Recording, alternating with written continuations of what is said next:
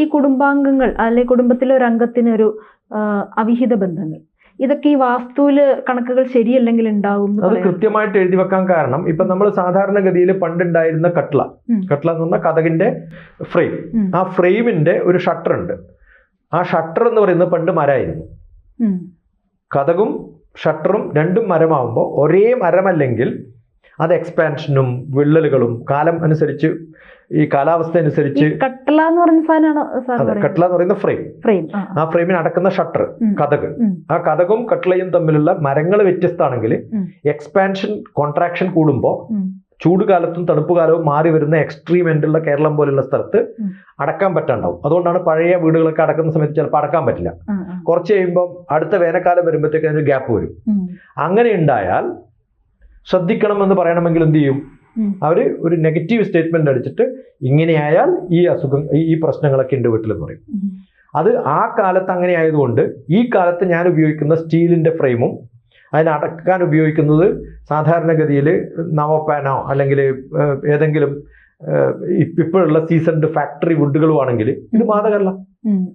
അപ്പൊ ഇത് ഭയപ്പെടുത്താൻ വേണ്ടി പറയുന്നതാണ്. 2 അടുക്കള ഉണ്ടെങ്കിൽ ഭർത്താവിന് സ്വഭാവ ദൂഷ്യം 2 ഭാര്യമാരുണ്ടെന്ന് പറയാം. ഇന്ന് 2 അടുക്കളയുള്ള 4 അടുക്കളയുള്ള വീട് ഉണ്ടാവില്ലേ? ഇന്ന് 4 ഭാര്യമാരുണ്ടാവുന്നുണ്ട്. ഇല്ല. ഇതൊക്കെ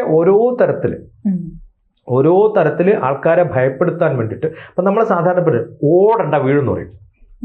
ഓടിയ വീഴുന്ന ഉറപ്പുണ്ടോ നമുക്ക്? ഇല്ല. അത് ഭയപ്പെടുത്താൻ വേണ്ടി പറയുന്നതാണ്. ഒരാൾ ചെയ്യരുത് എന്നുള്ളതിന് വളരെ എംഫാറ്റിക്കലി നമ്മൾ പറയുന്ന ഒരു സാധനമാണ് ഇത്തരം ഭയപ്പെടുത്തുന്ന സംഭവങ്ങൾ.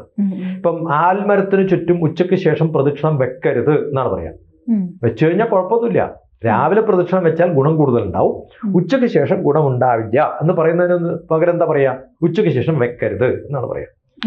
അത് ഇപ്പം എന്നോട് ഓടരുത് വീഴും എന്ന് പറയുന്ന അതേ അമ്മ അത്യാവശ്യമായിട്ടൊരു ഗസ്റ്റ് വരുമ്പോൾ മോനെ ഓടിപ്പോയിട്ട് പഞ്ചസാര മേടിച്ചോണ്ടെന്ന് പറയാറുണ്ട്. അപ്പൊ നേരത്തെ അല്ലേ വീഴുന്നു പറഞ്ഞു, ഇപ്പൊ എന്താ അത് ആവശ്യം കൊണ്ടാണ്. അപ്പൊ അത് എംഫാറ്റിക്കലി പറയുന്നത് ശ്രദ്ധിക്കണം, ആവശ്യമില്ല, അനാവശ്യമാണ് എന്നൊക്കെ പറയുന്നതിന് ഒരു നെഗറ്റീവ് സ്റ്റേറ്റ്മെന്റ് പറഞ്ഞ് ശീലിച്ചതുകൊണ്ട് പറ്റിയ അബദ്ധങ്ങളാണ്. ഇതൊന്നും കൃത്യമായിട്ട് എല്ലായിടത്തും എപ്പോഴും അനുഭവത്തിൽ വരുന്ന സംഭവങ്ങളല്ല. പക്ഷെ അത് പൂർണ്ണമായിട്ടും തെറ്റല്ല. എഴുതി വെക്കുമ്പോൾ അതിനൊരു ലോജിക്കൽ റീസൺ ഉണ്ടായിരുന്നു.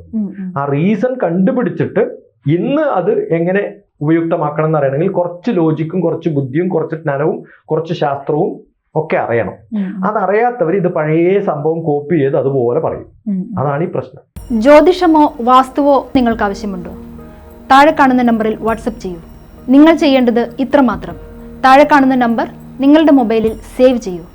അതിനുശേഷം ഞങ്ങളുടെ നമ്പറിലേക്ക് വാട്സപ്പിലേക്ക് ഹായ് അയക്കൂ. ജ്യോതിഷ സംബന്ധമായ എല്ലാ ആവശ്യങ്ങൾക്കും ABC മലയാളം നിങ്ങളോടൊപ്പമുണ്ട്. സമ്പൂർണ്ണ ജാതകം, സാധാരണ ജാതകമല്ല, സമ്പൂർണ്ണ ജാതകം. 75 പേജുകളടങ്ങിയ സമ്പൂർണ്ണ ജാതകം 250 രൂപയ്ക്ക് നിങ്ങളുടെ കൈകളിലേക്ക്. അതിനായി നിങ്ങൾ ചെയ്യേണ്ടത് ഇത്രമാത്രം. താഴെ കാണുന്ന നമ്പറിൽ ബന്ധപ്പെടുക. ജ്യോതിഷവുമായി ബന്ധപ്പെട്ട എല്ലാ വിശേഷങ്ങളും നിങ്ങളിലേക്കെത്താൻ ABC ജ്യോതിഷം സബ്സ്ക്രൈബ് ചെയ്യുക.